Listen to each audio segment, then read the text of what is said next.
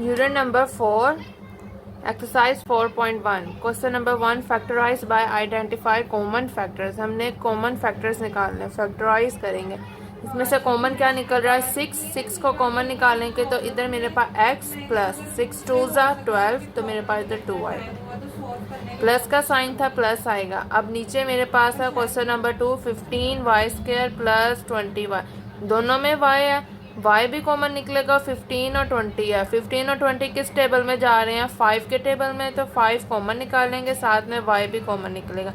5 3 15 3y, क्योंकि एक y हमने बाहर कॉमन निकाले, एक y रह गया हमारे पास, प्लस 5 4 20 और y हमारे पास कॉमन निकल गया, ये हमारे पास ये। और क्वेश्चन नंबर 3 मेरे पास minus 12x square minus 3x, दोनों में माइनस है, माइनस सबसे पहले कॉमन निकालेंगे। x इधर भी है और x इधर भी है, x भी कॉमन निकलेगा। और 12 और 3 किस एक टेबल में आ रहे हैं 3 के टेबल में, 3 कॉमन निकालेंगे, साथ में x कॉमन निकालेंगे। 3 4 12 और इधर मेरे पास एक x रहता था, वो x लिख लिया। जब मैंने माइनस कॉमन निकाला तो साइन चेंज हो जाएंगे, माइनस के साथ अंदर वाली साइड टर्म्स के साथ प्लस हो जाएगा, प्लस। और ये 3 1 3 इधर मेरे पास, और x हमारे पास पीछे कोई नहीं रह गया। अब क्वेश्चन नंबर 4 की बात करें। क्वेश्चन नंबर 4 मेरे पास है 4a square b and a plus 8ab, दोनों में a और b है। a भी हम पहले कॉमन निकालेंगे। अब देखो 4 और 8 किस एक टेबल में आ रहे हैं, 2 के टेबल में भी आते हैं और 4 के टेबल में भी आते हैं। सबसे बड़ी वैल्यू के साथ हमने कॉमन निकालना होता है। 4 हम ले रहे हैं, 4 कॉमन निकालेंगे, तो 4a भी हमने कॉमन निकाला है, तो इधर से 4 भी निकल गया। एक a मेरे पास अभी भी है, तो इधर a आ गया, और b हमने कॉमन निकल गया, प्लस। अब इधर से 4 2 8 हो गया, a भी कॉमन निकल गया और b भी हमने कॉमन निकाला, तो पर इधर b की पावर 2 है, इधर मेरे पास एक b और रहता है, तो ये मेरे पास। क्वेश्चन नंबर 5 की बात करें। X Y minus 3x square plus 2x, तीनों में x कॉमन निकालेंगे, तो मेरे पास पीछे टर्म क्या रह जाएगी, इधर मेरे पास y रह जाएगा, इधर मेरे पास माइनस 3 आ जाएगा, और एक x बाहर कॉमन निकाल लिया, तो एक x रह गया, प्लस 2 आ जाएगा, और x हमने कॉमन निकाल लिया। अब इधर मेरे पास है क्वेश्चन नंबर 6 में 3a square b minus 9ab square plus 15ab, तीनों में हमारे पास ए बी कॉमन निकालेंगे। और ए बी देखें क्या 3 9 और 15 किसी एक टेबल में आ रहे हैं, दोनों 3 के टेबल में आ रहे हैं, 3 हम कॉमन निकाल लेंगे, तो 3 इधर से मेरे पास कॉमन निकल जाएगा, तो 1 रह जाएगा। इधर मेरे पास ए अगर हम कॉमन निकाला है, तो पीछे एक ए मेरे पास रह जाएगा, और बी मेरे पास कोई नहीं रह जाएगा कॉमन जब निकाल। माइनस 3 3 9, तो इधर मेरे पास 3 आ गया, ए हमने कॉमन निकाला, वो भी। अब मेरे पास b जब a कॉमन निकाला, तो एक b मेरे पास रह गया, तो वो एक b यहाँ लिखेंगे, प्लस 3 5 15, इधर मेरे पास 5 आ गया, a और b कॉमन निकाल लिया, तो पीछे मेरे पास कोई भी टर्म नहीं रहेगी a b में। क्वेश्चन नंबर 2 अब हम कर रहे हैं factorise and represent pictorially. Factorise करना हमने क्वेश्चन को पहले, फिर हमने उसको रिप्रेजेंट करना है पिक्टोरियल में। पिक्टोरियल करने से पहले हमें ये 3 चीज़ें मालूम होनी चाहिए, यूनिट टाइल्स क्या होते हैं, रेक्टेंगुलर टाइल्स क्या होते हैं, एंड स्क्वायर टाइल्स क्या होते हैं। यूनिट टाइल्स जो हमारे पास 1 पे हो, इधर 1 हो इधर भी 1 हो, ये मेरे पास यूनिट टाइल्स होंगे। अगर प्लस का 1 है तो ये मेरे पास शेड में आ जाएगा, अगर -1 में है तो ये मेरे पास सिंपल वाइट में आ जाएगा। अगर रेक्टेंगुलर टाइल्स की बात करें तो मेरे पास एक साइड x की होगी और दूसरी साइड 1 2 3 कोई भी हो सकती है, ये मेरे पास रेक्टेंगुलर टाइल्स है। अगर मेरे पास पॉजिटिव में है तो ये शेड में आ जाएगा, अगर मेरे पास ये नेगेटिव में आ जाता है तो ये मेरे पास वाइट आ जाएगा, कोई शेड नहीं। अब स्क्वायर टाइल्स क्या होंगे, स्क्वायर टाइल्स मतलब कि हमारे पास x की पावर 2 सम, तो ये मेरे पास ये टर्म ऐसे होती है, दोनों साइड्स में x होगा, इसकी लेंथ भी मेरे पास x होगी, इसकी विड्थ भी मेरे पास x होगी, और ये अंदर मेरे पास x का पॉजिटिव में है तो ऑफ कोर्स ये शेड में आ जाएगा। अगर ये नेगेटिव में आ जाए तो ये मेरे पास सिंपल वाइट शेड में आ जाएगा x के। ये हमें पिक्टोरियल को रिप्रेजेंट करने से पहले ये 3 चीज़ें मालूम होनी चाहिए। यूनिट टाइल्स मेरे पास 1 अगर हो तो हमारे पास सिंपल ये छोटा सा बॉक्स बन सकता है, यहाँ पे इसको हम लेंथ में ऐसे लिख सकते हैं, कोई मसला नहीं। रेक्टेंगल टाइल्स मेरे पास क्या होंगे, रेक्टेंगल टाइल्स मेरे पास x और एक साइड मेरे पास 1 2, जैसे यहाँ पे x है तो यहाँ पे मेरे पास -2 हो जाएगा। अब स्क्वायर टाइल्स है, x इधर आ जाएगा और x इधर, लेंथ और विड्थ दोनों सेम हो जाएगी, तो स्क्वायर टाइल्स मेरे पास हो जाएगी। पॉजिटिव में और नेगेटिव में फ़र्क है। अब हम फैक्टराइज करेंगे क्वेश्चन नंबर 2 का पहला पार्ट 5x + 15। जैसे हमने क्वेश्चन नंबर 1 में किया था कि कॉमन निकाला था, इनमें से कॉमन क्या निकल रहा है 5 को कॉमन निकालेंगे तो इधर मेरे पास x आ जाएगा प्लस 5 3 = 15।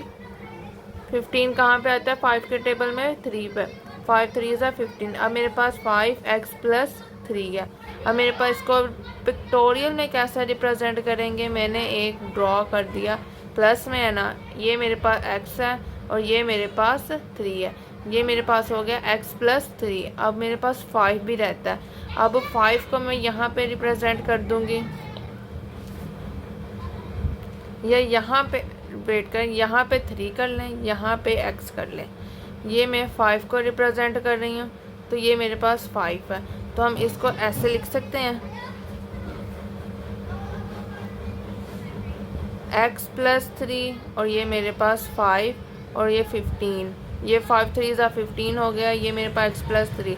तो हम इसको इसमें प्रेजेंट कर सकते हैं सिंपल। ये मेरे पास x + 3 है तो ये मेरे पास 5 है, तो इधर इसकी लेंथ भी तो x दी हुई है, तो ये मेरे पास 5x हो गया। ये मेरे पास पिक्टोरियल में रिप्रेजेंट कर रहे हैं। क्वेश्चन नंबर 2 की बात करते हैं। अब हम x² + 4x + 3 और एक और बाग पिक्टोरियल में आप अगर x, जैसे हमने क्वेश्चन नंबर 1 में किया, x + 3 को मैंने ऊपर रख दिया, इधर 5 रखा, इधर आप x + 3 भी रख सकते हैं और इधर ऊपर 5 भी रख सकते हैं, कोई मसला नहीं है। x² + 4x + 3। अब यहाँ पे हमारे पास फैक्टराइज करेंगे। सबसे पहले आप लोगों ने क्लास 7 8 में आपने किए होंगे फैक्टराइजेशन। इधर x² के साथ क्या है, मेरे पास 1 है तो 3 1 सा कितने होंगे 3। अब मेरे पास लास्ट टर्म क्या है 3 और मेरे पास दरमियान में वैल्यू क्या है 4। हमने ऐसे दो नंबर्स लेने हैं जिनको मल्टीप्लाई करने से मेरे पास 3 आ जाए, इधर प्लस और प्लस है और उनको प्लस करने से मेरे पास 4 आ जाए। 3 1 = 3, 3 को मल्टीप्लाई करें 1 के साथ तो 3 आता है और 3 + 1 कितने होंगे 4, 3 + 4। अब मेरे पास 3 और 1 का हम पेयर बनाएंगे, पहली टर्म भी वैसे लिखेंगे और लास्ट टर्म भी हम वैसे ही लिखेंगे। अब दरमियान में मेरे पास क्या बनाएंगे, इसको पार्ट्स में चेंज करेंगे। जो हमने 3 1 = 3 आया और 3 + 1 मेरे पास क्या आ गया 4। लास्ट वैल्यू भी आ गई मेरे पास, मिड टर्म भी बन गई, प्लस का साइन। 3 बड़ी वैल्यू पहले लिखेंगे 3x + 1x, 3 1 = 3 और दोनों को प्लस करें तो मेरे पास लास्ट टर्म भी बन गई। अब पहली दो टर्म और लास्ट दो टर्म में से हमने कॉमन निकालना है। पहली दो टर्म में से x कॉमन निकालेंगे तो मेरे पास इधर एक x रह जाएगा और इधर +3, क्योंकि इधर x तो हमने कॉमन निकाल लिया, +1। इसमें से मैं 1 कॉमन निकाल रही हूँ तो मेरे पास इधर x + 3। एक बात याद रखें कि ब्रैकेट्स में हमेशा सेम वैल्यू आएगी, इधर x + 3 है तो इधर भी x + 3 आना ही चाहिए। और बाहर मेरे पास है जो ब्रैकेट वाली वैल्यू है उसको एक दफ़ा लिख दें और जो बाहर वैल्यू है x + 1 इसको एक दफ़ा लिख दें। ये मेरे पास फैक्टराइज हो गए, हमने इसको कर दिया जब 3 वैल्यूज़ को हम फैक्टराइजेशन करना हो। ये मेरे पास x + 3 और x + 1। अब इसको पिक्टोरियल में चेंज करेंगे तो सिंपल हम लोग इधर x + 3 लिख दें और इधर x + 1 लिख दें, कोई मसला नहीं कि प्लस की वैल्यू और शेड कर दें, प्लस में है तो ये मेरे पास x + 3 और x + 1। Question number 3 x² + 6x + 8 है। लास्ट टाइम मेरे पास 8 है। अब दो ऐसे नंबर्स लेने हैं जिनको मल्टीप्लाई करने से मेरे पास 8 आ जाए और उनको प्लस करने से मेरे पास 6 आ जाए। 2 4 = 8 आ गया। अगर 2 + 4 को जमा करें तो मेरे पास 6 आ जाता है। 2 4 = 8 और 2 + 4 कितने हो गए 6। मेरे पास लास्ट टर्म आ गई और दरमियान वाली टर्म भी आ गई। पहली टर्म और लास्ट टर्म हम वैसे ही लिखते हैं और मेरे पास हमने इसको किस में ब्रेक किया 2 और 4 में। तो प्लस पहली टर्म जो होगी मेरे पास हमेशा बड़ी होगी 4x + 2x, इन दोनों को प्लस करें तो मेरे पास 6x आ जाता है। पहली दो टर्म और अगली दो टर्म में से हमने कॉमन निकालना है। इसमें से मेरे पास x कॉमन निकालेंगे तो ये मेरे पास x प्लस 4 आ जाएगा।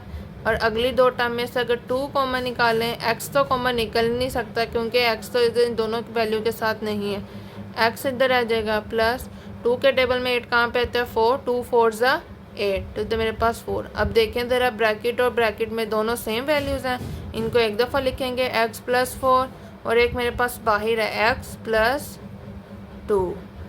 ये मेरे पास फैक्टराइजेशन होगी। अब इसको पिक्टोरियल में चेंज करेंगे तो मेरे पास x प्लस 4, ये मेरे पास x प्लस 4 और ये मेरे पास x प्लस 2 और अंदर शेड कर दे बेशक। क्वेश्चन नंबर 4 की बात करें, x square plus 4x plus 4। अब हमने दो वैल्यूज़, दो नंबर्स को मल्टीप्लाई करें तो मेरे पास 4 आना चाहिए और दो नंबर्स को प्लस करें तो मेरे पास 4 आना चाहिए। 2 मल्टीप्लाई 2 कितने होंगे 4 और 2 प्लस 2 भी कितने होंगे 4। तो पहली टर्म और लास्ट टर्म मेरे पास 4 है, ये हमेशा ऐसी रहेगी। और जिसमें हमने ये ब्रेक किया 2 और 2 प्लस 2x प्लस 2x, पहली दो टर्म और दूसरी दो टर्म्स में से हमने कॉमन निकालेंगे तो मेरे पास x कॉमन निकलेगा और प्लस 2 आ जाएगा। और अगली दो टर्म में से 2 कॉमन निकालें तो 2 अगर कॉमन निकालें तो मेरे पास ये 2 के टेबल में 4 आता है तो हम 2 कॉमन निकाल सकते हैं, पर x हमारे पास कॉमन नहीं निकलेगा। क्यों? क्योंकि इधर 4 के साथ x नहीं है। 2 के टेबल में 4 कहाँ पे आता है 2 2 ज़ा 4, ब्रैकेट्स और ब्रैकेट्स में सेम है x प्लस 2 और बाहर मेरे पास x प्लस 2। अब ये देखें ज़रा, ये मेरे पास x प्लस 2 और x प्लस 2 दोनों सेम वैल्यू है, साइन भी सेम है, तो मैं x प्लस 2 का स्क्वायर लिख सकती हूँ। जैसे मैंने आपको प्रेजेंट किया था, आपको याद होगा स्क्वायर टाइल। स्क्वायर टाइल मेरे पास कैसे होगी, इस शेप में x प्लस 2 और ये मेरे पास x प्लस 2। ये रेक्टेंगल शेड है मेरे पास, रेक्टेंगुलर, और ये मेरे पास स्क्वायर में। और स्क्वायर मेरे पास क्या होता है, जिसकी लेंथ और विड्थ सेम हो जाए, और रेक्टेंगल में लेंथ और विड्थ सेम नहीं होती। क्वेश्चन नंबर 3 4 पॉइंट एक्सरसाइज का हम पहला पार्ट करेंगे। क्वेश्चन नंबर 3 में कहा है कि आप सिंपल फैक्टराइज करें। फैक्टराइज करेंगे x square plus x minus 12। अब इधर मेरे पास 12 है और इधर मेरे पास 1 है। एक्स के साथ कोई वैल्यू ना हो तो इसका मतलब है 1 है, ना कि 0। अब इधर एक्स स्क्वायर के साथ भी कोई टर्म नहीं है मेरे पास, तो 12 है। ऐसे दो नंबर्स लेने हैं जिनको मल्टीप्लाई करने से मेरे पास 12 आ जाए और जिनको माइनस करने से मेरे पास 1 आ जाए। पहले हम क्वेश्चंस में कर रहे थे प्लस कर रहे थे, अब यहाँ पे साइन भी देते चेंज हो गए। यहाँ पे मेरे पास प्लस और माइनस है। पहले जो हमने क्वेश्चंस किए थे उसमें प्लस और प्लस था। जब प्लस और प्लस आ जाए तो हमने प्लस करना होता है, जब प्लस और माइनस आ जाए तो हमने माइनस करना है। सो 4 और 3 को मल्टीप्लाई करें तो 12 आएगा। 4 3 ज़ा 12, और 4 में से अगर माइनस करूँ मैं 3 को तो मेरे पास 1 आ जाएगा। तो ये हमारे पास कंडीशन फिट कर रही है हमारे क्वेश्चन में। एक्स स्क्वायर पहली टर्म और लास्ट टर्म माइनस 12, इसके साथ माइनस का साइन है तो माइनस साइन वैसे आएगा, और इसके साथ प्लस का है तो प्लस पहले लगेगा। अब देखो यहाँ पे हमने 4 माइनस 3 किया है ना, मैंने कहा कि यहाँ पे प्लस और माइनस का साइन है तो हम माइनस करेंगे। जब दोनों साइड पे प्लस होगा तो प्लस करेंगे, अगर इधर माइनस आ गया इधर प्लस आ गया तो तब भी हम माइनस करेंगे। पर एक बार याद रखें कि बड़ी वैल्यू हमेशा पहले लिखते हैं। 4x माइनस 3x, पहली दो टर्म फिर अगली दो टर्म, ये वाली दो टर्म अगली दो टर्म में से कॉमन निकालेंगे। पहली में से टर्म क्या कॉमन निकलेगा x, दोनों में x है, इधर x स्क्वायर है तो इधर x है। एक x कॉमन निकाले तो पीछे एक x रह गया और इधर मेरे पास 4। अब यहाँ पे मेरे पास माइनस और माइनस दोनों के साथ माइनस का साइन है तो सबसे पहले तो माइनस कॉमन निकालेंगे। अब देखें x तो कॉमन निकल नहीं सकता, दोनों वैल्यू के साथ x नहीं है। 3 कॉमन निकालें तो 3 के टेबल में 12 आता है, 3 4 ज़ा 12। 3 कॉमन निकालेंगे तो यहाँ x और माइनस कॉमन निकाला तो अंदर वाले साइन का माइनस माइनस प्लस हो जाएगा। 3 4 ज़ा 12, ब्रैकेट में हमारे पास सेम वैल्यू आ गई। इसको एक दफ़ा लिखेंगे x प्लस 4 और हमारे पास जो बाहर है x माइनस 3, ये इसका आंसर। इसी तरीके से क्वेश्चन नंबर 2 में मेरे पास x square plus 7x plus 10, ऐसे दो नंबर्स लेने हैं जिनको मल्टीप्लाई करने से 10 आ जाए और जिनको जमा, अब यहाँ पे जमा कर रहे हैं, प्लस और प्लस का साइन है तो हम जमा करेंगे, जिन दो नंबर्स को मल्टीप्लाई करेंगे उसको प्लस करने से मेरे पास 7 आना चाहिए। अगर 2 मल्टीप्लाई 5, 2 5 ज़ा 10 और 2 प्लस 5 होंगे मेरे पास 7, 2 प्लस 5 कितने हो गए 7। तो मेरे पास एक्स स्क्वायर और प्लस का 10 और इधर मेरे पास प्लस है। पहली टर्म जो बड़ी वैल्यू हमेशा पहले लिखेंगे प्लस 2x, ये मेरे पास दोनों को जमा करने से 7 आ गया, दोनों को मल्टीप्लाई करने से 10 आ गया। x कॉमन निकालेंगे, x प्लस 5, अगली टर्म में मेरे पास प्लस कॉमन और 2 कॉमन निकालेंगे, x प्लस 10 5, 2 5 ज़ा कितने होंगे 10, ब्रैकेट में सेम वैल्यू होगी x प्लस 5 और x प्लस 2, ये इसका आंसर। क्वेश्चन नंबर 3 का थर्ड पा x square minus 6x plus 8। पहले जो हमने क्वेश्चन किया था तो इधर प्लस और इधर प्लस का साइन आ जाए तो हम जमा करते हैं, जब इधर प्लस हो और दूसरी टर्म मेरे पास माइनस की हो तो मेरे पास हम माइनस करते हैं। अब मेरे पास इधर क्या है, पहली टर्म माइनस है, इधर प्लस है, इसका हरगिज़ मतलब नहीं है कि हमने माइनस करना है। अगर पहली टर्म माइनस है दूसरी टर्म प्लस है तो हमने जमा करना है, क्यों, क्योंकि पहली टर्म माइनस है, अगली टर्म भी माइनस फिर प्लस आएगी, मेरे पास ये ऐसे टर्म बनेगी। अब 2 के टेबल 2 4 ज़ा 8, माइनस 6 है, माइनस 4 माइनस 2 कितने होंगे मेरे पास 2 4 माइनस 4 और माइनस 2 कितने होंगे 6, माइनस 6 आ गया।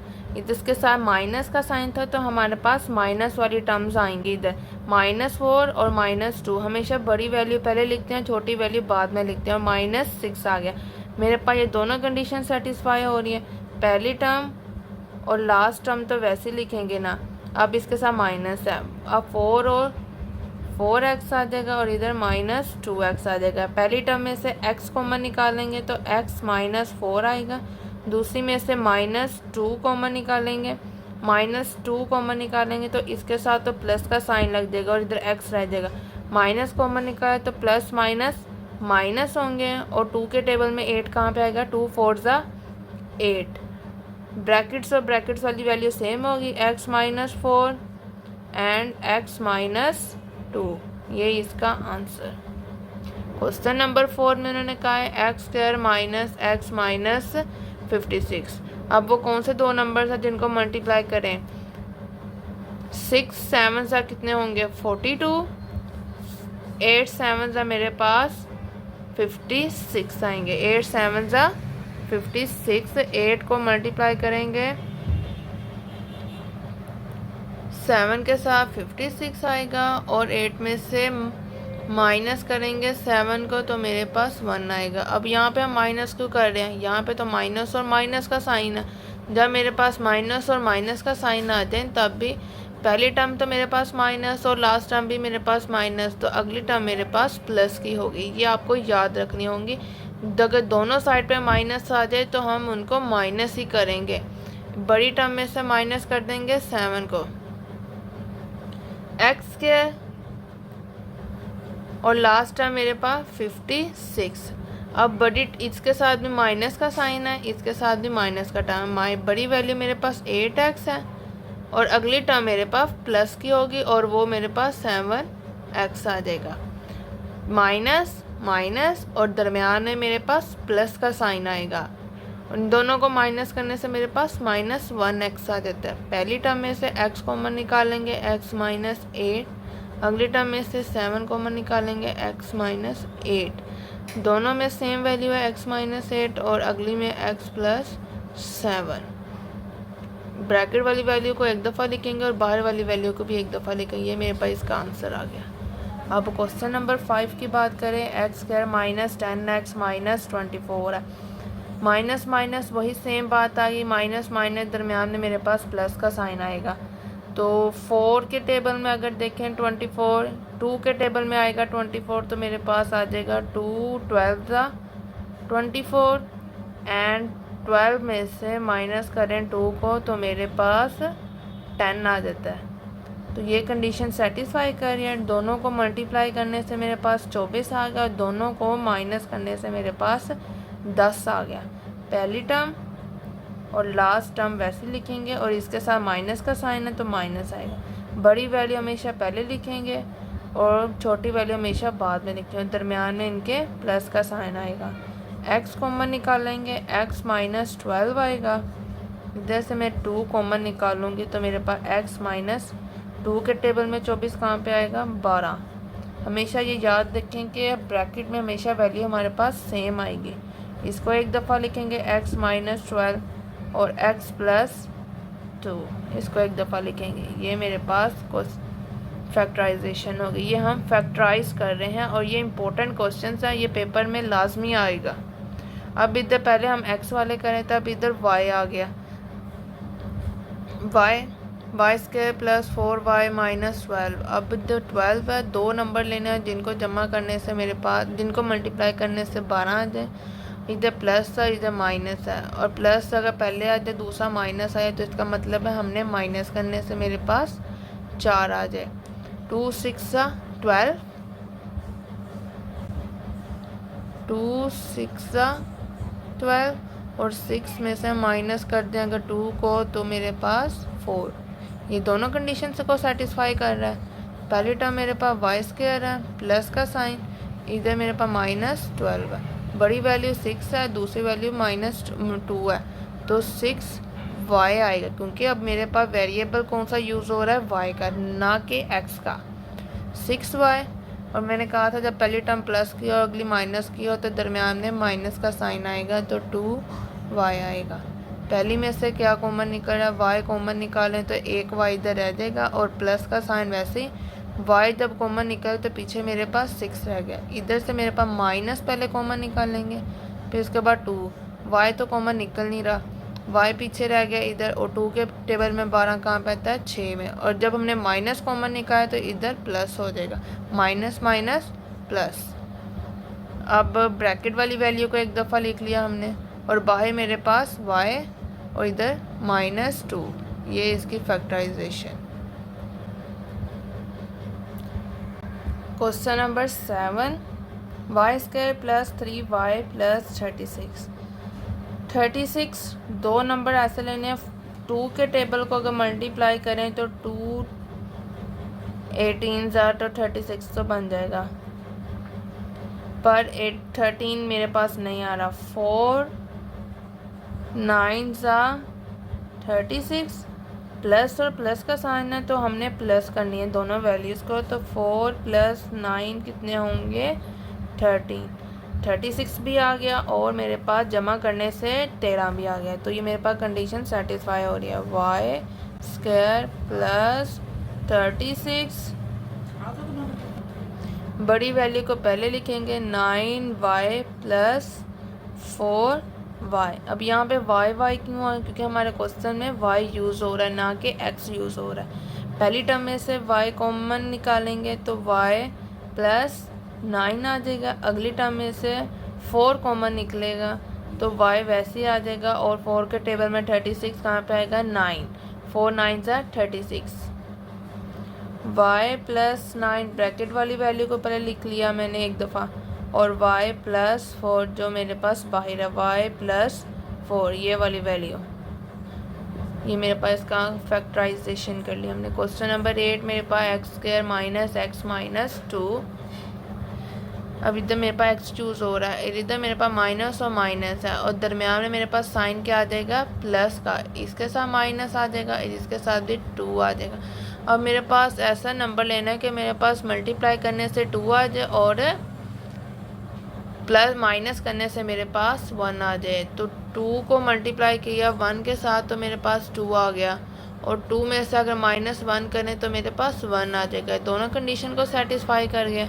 पहली टर्म बड़ी वैल्यू मैंने पहले लिखी है, और दरमियान में प्लस का साइन आएगा x माइनस 2, इसमें से x कॉमन निकालेंगे तो पीछे x माइनस 2 आ जाएगा। अब इधर में से क्या कॉमन, 1 कॉमन निकालेंगे हम इधर से। जब हमारे पास ऐसी कोई टर्म बन जाए कि कोई कॉमन ना निकल रहा हो तो हम 1 कॉमन निकालेंगे। इधर मेरे पास 1 कॉमन निकाला है तो मेरे पास x माइनस 2, ब्रैकेट्स वाली सेम होगी x माइनस 2, और बाहर मेरे पास x प्लस 1 आ गया। ये मेरे पास इसका answer same exactly. Question number 4 भी सेम ऐसे ही है, फैक्टराइजेशन और फैक्टराइज का लाजमी क्वेश्चन आएगा और ये इंपॉर्टेंट क्वेश्चन है। Question number 4 factorisation.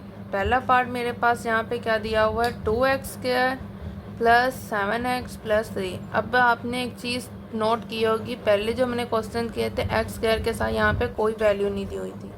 अब यहाँ पे मेरे पास 2 आ गया है।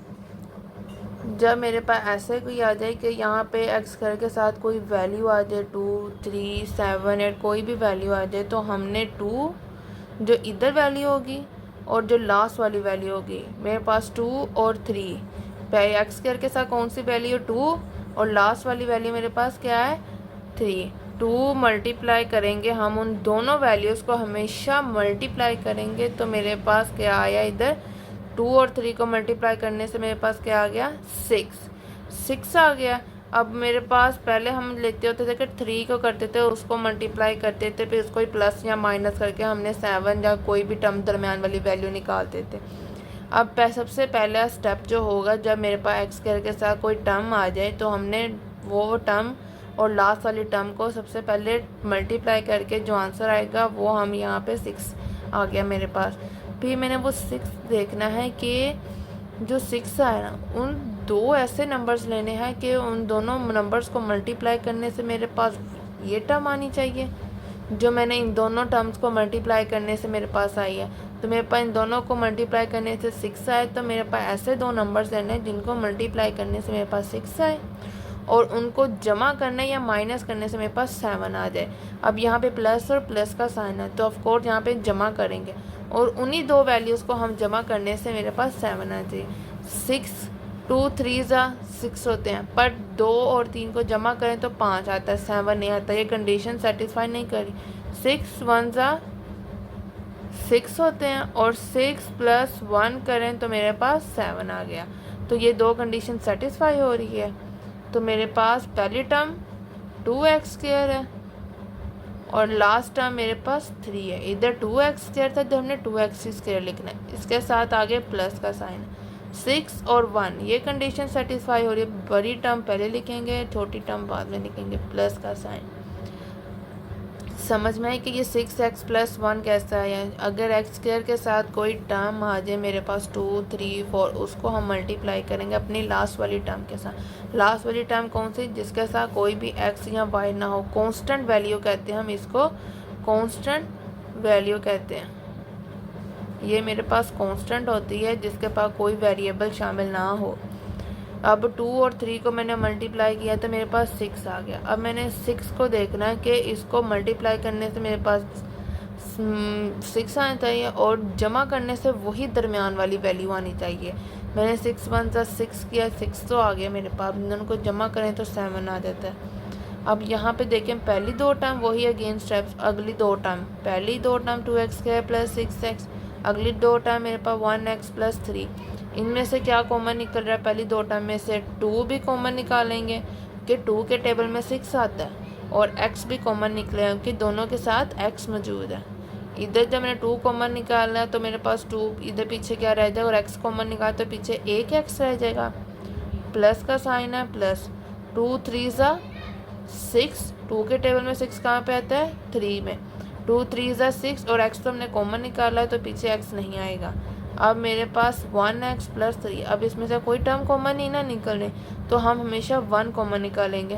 1 कॉमन निकाला तो इधर मेरे पास x प्लस 3, क्योंकि 1 के टेबल में तो 3 आता ही आता है। 1 के टेबल में चाहे इधर 100 हो 25 हो, वो 1 के टेबल में 25 भी आता है। अब मेरे पास ब्रैकेट और ब्रैकेट वाली वैल्यू सेम होगी, इनको एक दफ़ा लिखेंगे x प्लस 3 और बाहर मेरे पास 2x और इधर मेरे पास प्लस का साइन है और साथ में 1 है, 2x प्लस 1, ये मेरे पास इसका आंसर आ गया। ये इंपॉर्टेंट क्वेश्चंस हैं, इसमें से लाजमी पेपर में आएगा। क्वेश्चन नंबर 2 की बात करें, 2x² प्लस 11x प्लस 15।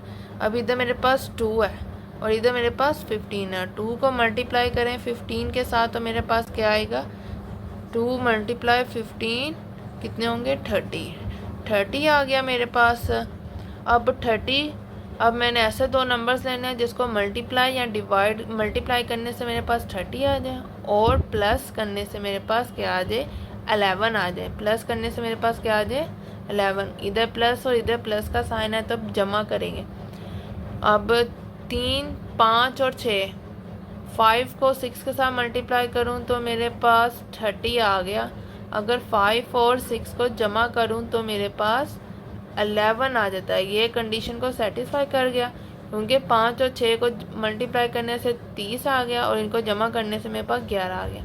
पहली टर्म वैसी लिखी 2x², इधर प्लस का साइन था, प्लस था।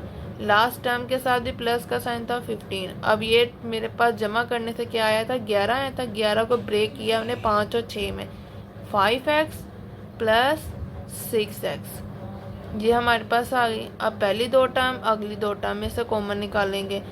2 के टेबल में तो हमारे पास 5 आता ही नहीं है, तो हम यहाँ पे 2 और 5 कॉमन नहीं निकाल सकते।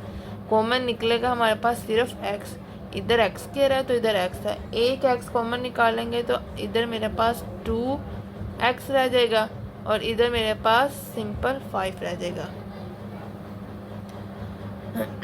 इधर प्लस का साइन, अब इधर 6x है, इधर 15 है। अब हम 6 के टेबल में कॉमन निकालें तो मेरे पास 15 नहीं आता।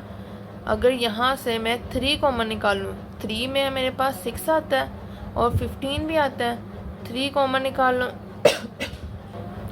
3 कॉमन निकाल लूँ, x कॉमन नहीं निकलेगा। 3 के टेबल में 6 कहाँ पे आएगा, 2, 3 2 6 और x साथ में वैसे ही आएगा। और प्लस का साइन है, 3 के टेबल 15 कहाँ पे आएगा, 5, 3 5 15। अब इधर चेक करें कि मेरे पास ब्रैकेट में वैल्यू सेम होगी और ये हमेशा सेम ही आनी चाहिए। 2x प्लस 5 और बाहर मेरे पास x है और इधर प्लस 3 है तो ये x प्लस 3, ये इसका आंसर आ गया। ये हमने फैक्टराइजेशन की है इसकी। क्वेश्चन नंबर, अब इसके 3 की बात करें, 4x² प्लस 13x प्लस 3। हमने जो क्वेश्चन पहले किया था उसमें 2 था, अब इधर मेरे पास 4 है और लास्ट कांस्टेंट वैल्यू मेरे पास 3 है।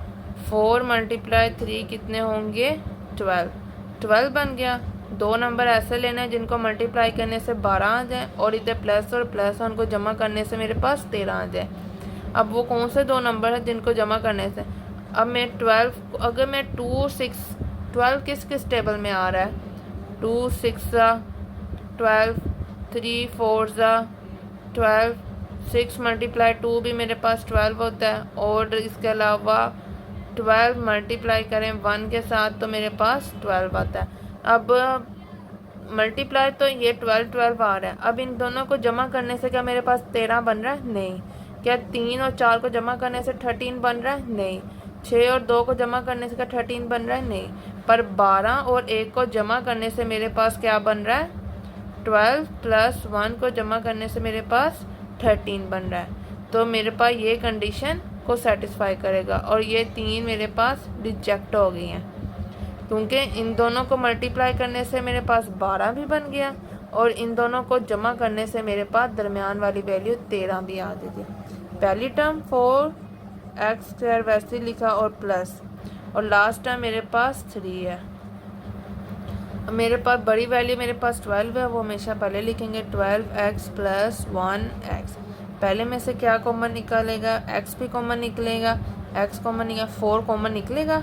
4 को कॉमन निकालें तो 4 के टेबल में तो 12 आता है, 4 1 4, इधर मेरे पास x रह जाएगा सिंपल। और 4 के टेबल में 12 क्या आता है, प्लस 3। 4 के टेबल में 4 3 12 और x तो हमने कॉमन निकाल लिया। अब यहाँ पे मेरे पास कोई टर्म कॉमन नहीं निकल रही तो 1 कॉमन निकाल लेंगे और x प्लस 3 आ जाएगा मेरे पास। यहाँ पे ब्रैकेट्स वाली वैल्यू सेम होगी, x प्लस 3 और बाहर मेरे पास 4x और इधर प्लस 1 है, 4x प्लस 1, ये इसका आंसर है। क्वेश्चन नंबर 4 की बात करें, इधर 3x स्क्वायर है, इधर मेरे पास 2 है। क्योंकि एक्स स्क्वायर के साथ मेरे पास कोई वैल्यू आ गया, सबसे पहले तो हमने मल्टीप्लाई करना है इस वाली टर्म को और लास्ट वाली टर्म को। 3 × 2 कितने होंगे? 6 आ गया मेरे पास। अब मैंने वो दो नंबर्स लेने हैं कि जिसको मल्टीप्लाई करने से 6 आ जाए और जिसको जमा करने से मेरे पास 5 आ जाए। 6 1 2 3 अगर 6 करें तो मेरे पास 6 आ गया। इन दोनों को जमा करें तो मेरे पास 5 आ गया। तो मेरे पास 6 भी आ गया और दरमियान वाली वैल्यू मेरे पास 5 भी आ गई। तो कंडीशन सेटिस्फाई कर गई है। पहली टर्म 3x² वैसे ही और साथ में इधर प्लस का साइन, इधर प्लस आ गया। लास्ट टर्म मेरे पास +2 है। अब बड़ी वैल्यू पहले लिखेंगे 3x + 2x। इसमें से पहली में से क्या टर्म कॉमन निकल रही है? अगली टर्म में से हमने कॉमन निकालना है। इसमें से हम 3 भी कॉमन निकल रहेगा और x भी कॉमन निकालेंगे। इधर मेरे पास जब 3x कॉमन निकालेंगे तो मेरे पास एक x रह जाएगा क्योंकि x की पावर 2 है। और इसमें से मेरे पास 3x कॉमन निकाला तो मेरे पास पीछे क्या रह गया? 1। क्योंकि 3x तो कॉमन निकल गया तो पीछे क्या रह गया? 1 + 2x। इसमें से 2 कॉमन निकालेंगे तो x + 2 1 2। ब्रैकेट्स वाली वैल्यू सेम होगी, x + 1 और 3x + 2। ये इसका आंसर।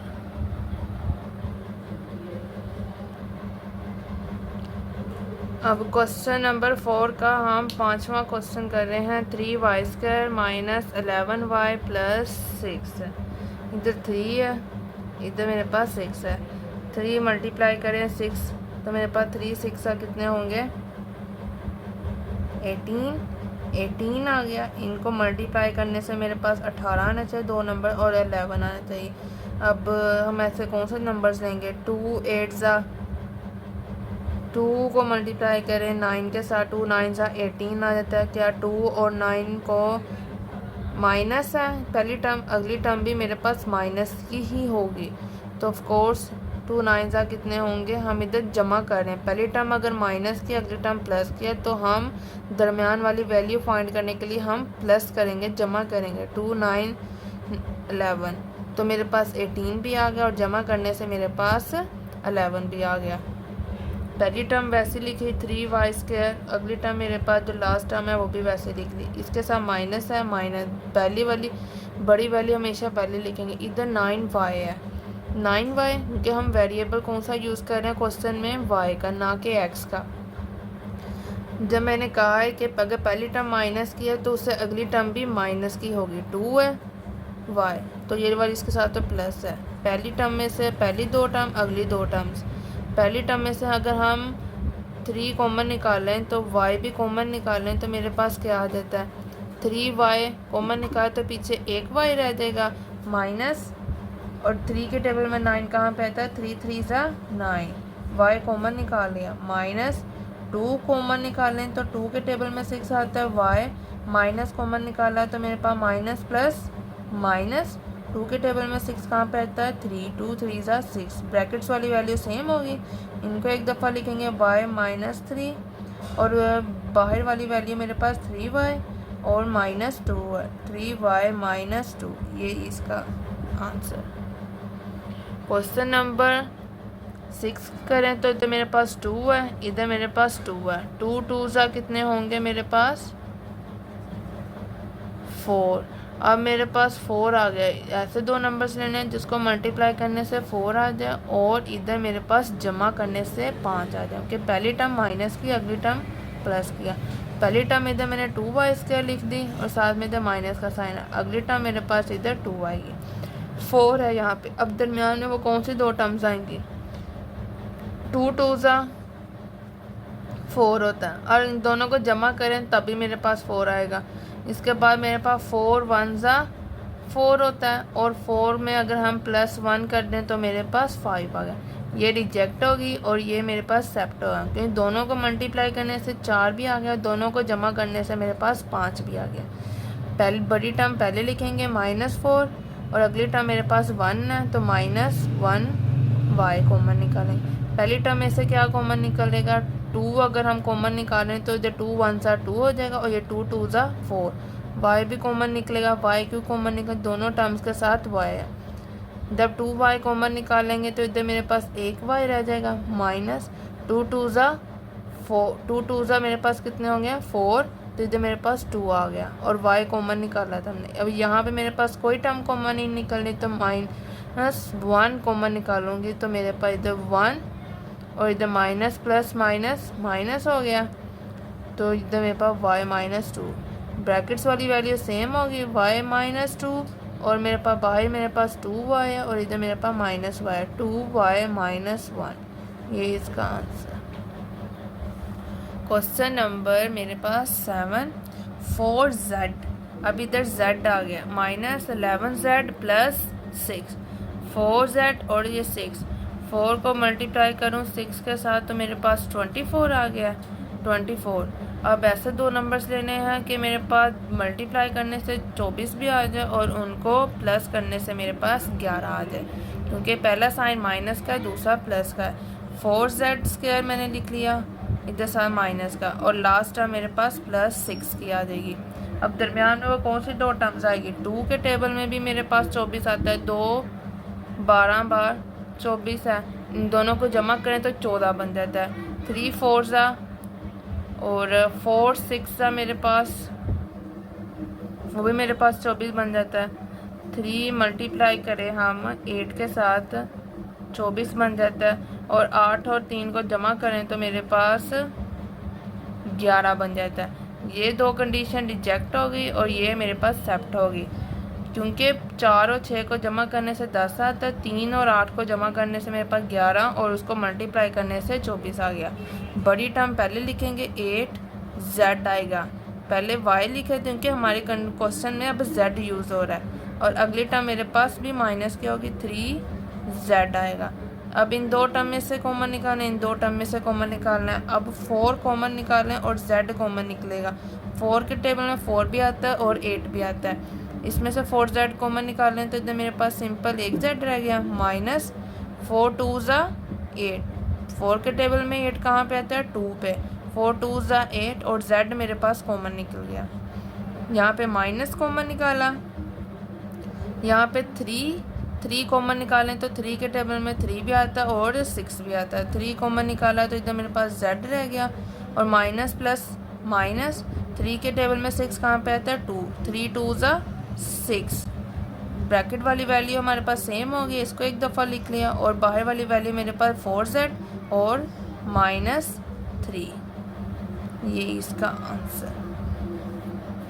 क्वेश्चन नंबर 8 की बात करें, अब इधर देखें 6 प्लस 7x माइनस 3x, पहले जो हमने क्वेश्चन किए थे तो उसमें हमारे पास स्क्वायर वाली वैल्यू पहले थी और कांस्टेंट वैल्यू बाद में, अब इधर कांस्टेंट वाली वैल्यू पहले आ गई है और बाद में, इसको हमने ऐसे ही सॉल्व करना है, ना कि हमने इसको अरेंज करना है। इसको सॉल्व करते हैं। अब मेरे पास x² के साथ वैल्यू कौन सी है 3 और कांस्टेंट वैल्यू मेरे पास 6 है, इन दोनों को मल्टीप्लाई करें 3 6 कितने होंगे 18 आ गया। ये वाली पहली वाली टर्म भी कांस्टेंट वाली वैल्यू भी हमने ऐसे लिखेंगे, प्लस का साइन आ, और ये वाली टर्म भी मेरे पास ऐसे ही आएगी, माइनस 3x²। अब हमने ऐसे दो नंबर्स लेने हैं जिनको मल्टीप्लाई करने से मेरे पास 18 आना चाहिए और उनको जमा करने से मेरे पास, उन्हीं दो नंबर्स को जमा करने से मेरे पास 7 आना चाहिए। वो कौन से नंबर हैं, जमा करेंगे या माइनस करेंगे। अब यहाँ पे चेक करें कि पहला साइन मेरे पास प्लस का है, अगला साइन मेरे पास माइनस का। जब मेरे पास ऐसे हो जाए, पहली टर्म मेरे पास प्लस की, अगली टर्म माइनस की, तो हम माइनस करेंगे। 3 8 ज़ा तो 24 हो, 2 9 ज़ा 18 और 9 में से -2 करें 7 आ जाएगा मेरे पास। ये कंडीशन सेटिस्फाई हो गई। मल्टीप्लाई करने से मेरे पास 18 भी आ गया और माइनस करने से मेरे पास 7 भी आएगा। माइनस क्यों करें, पहली टर्म प्लस की, अगली टर्म माइनस की। बड़ी वैल्यू पहले लिखेंगे 9x और अगली टर्म मेरे पास -2x आएगा। इनमें से दो कॉमन निकालेंगे, इनमें से कॉमन निकालेंगे। इसमें से मैं अगर कॉमन निकालूँ 3 के टेबल में 6 भी आता है, 9 भी आता है। 3 कॉमन निकाला, 3 2 ज़ा 6 और 3 3 ज़ा 9 और x वैसे ही आ जाएगा। अब इसमें से मेरे पास माइनस तो कॉमन निकालेंगे और साथ में मेरे पास x भी कॉमन निकलेगा। -1x कॉमन निकलेगा, तो मेरे पास इधर 2 वैसे का वैसे ही आ जाएगा और इधर मेरे पास माइनस और माइनस प्लस हो जाएगा और ये मेरे पास 3x हो जाएगा, क्योंकि हमने एक x जब बाहर निकाला है तो पीछे एक x रह जाएगा। ब्रैकेट्स वाली वैल्यू मेरे पास सेम होगी 2 + 3x और मेरे पास बाहर मेरे पास 3 - 1x, 3 - 1x, इसको हम 2 + 3x और 3 - x, इसको हम ऐसे लिखेंगे। 1 लिखे या ना लिखे कोई फ़र्क नहीं पड़ेगा। ये हमारी आज की एक्सरसाइज खत्म होगी। नेक्स्ट एक्सरसाइज हम स्टार्ट करेंगे 4.2 4.1 आज हमारी कंप्लीट हो। मेरे चैनल को सब्सक्राइब और लाइक ज़रूर करें अगर आपको वीडियो पसंद आ रही है। अगर आपको कहीं से समझ नहीं लगी तो आप मुझे कमेंट में बता सकते हैं कि यहाँ से ये स्टेप नहीं समझ लगी, तो मैं उसको अगेन वीडियो बना के वो आपको समझा दूँगी। Thank you.